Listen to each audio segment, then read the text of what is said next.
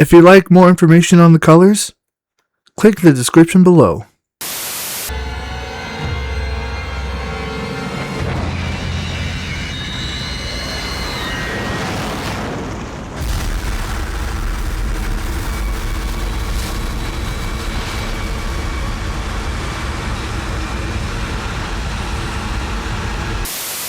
Red and yellow together generally make a toxic combination. Not intentionally, however. I'll have to add a little context to make it make sense. Red denotes control. Here you have a worldview that you try to maintain, and if that worldview changes, you get angry. That's why red is associated with anger. Yellow, I gave the descriptor happiness. However, yellow's true definition is energy and intuition. If you're energized, generally you'll be happy. I chose happiness simply because the term is easier to relate to.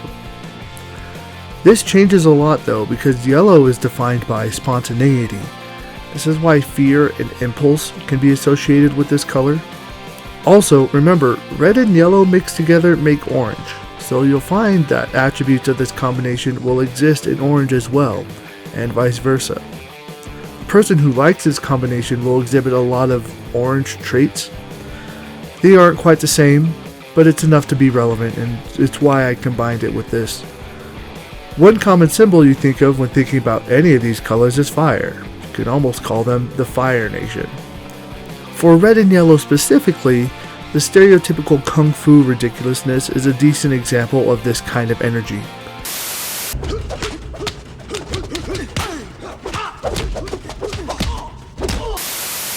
And unfortunately, in that same vein, the stereotypical Asian tiger parent also fits this kind of energy.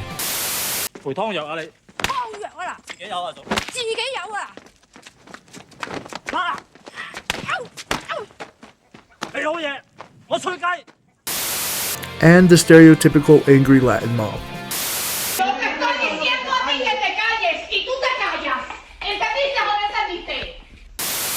What makes this combination so toxic is actually the yellow. Since yellow is energy, not all energy is good energy, and if this energy is power and control, you're going to get a person who is more likely to have outbursts. I don't need any calming tea! I need to capture the avatar! On the flip side, yellow is just energy, and if this energy is powered by control, you get someone who is energetic but then refuses to lock in and focus and stop being energetic. And what's funny is that Zuko and Aang from Avatar: The Last Airbender happen to be really good example of both ends of this dynamic. And it's great because in the show they both lose their firebending for the same reason that mattered to them. For Zuko, his firebending was created by his passion and anger by trying to find the Avatar. This mindset is heavily red-coded. For Aang, his firebending was created by excitement and energy, and then is made afraid for the harm that he did. This is heavily yellow-coded. And it's funny because they both heal in the same way, unifying the concepts together into an orange mindset. Firebending isn't just passion, hatred, and it's not something to fear. Firebending is an emblem of life. And you'll see that this combination specifically, it's kind of a spectrum where the level of control and impulsivity will change depending on how much they are blended together. Probably the clearest example of this mixing of colors in effect happening in action. This is why I said orange is emotionality. Red and yellow isn't a purely bad combination, however. All combinations are good at some point, and with the right mindset.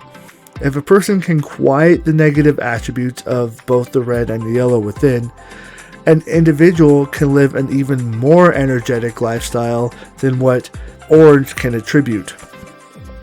Ignorance is bliss, and sometimes there is no better feeling than the adrenaline of living life on the edge. Alright guys, thank you for watching. And don't forget to like and subscribe.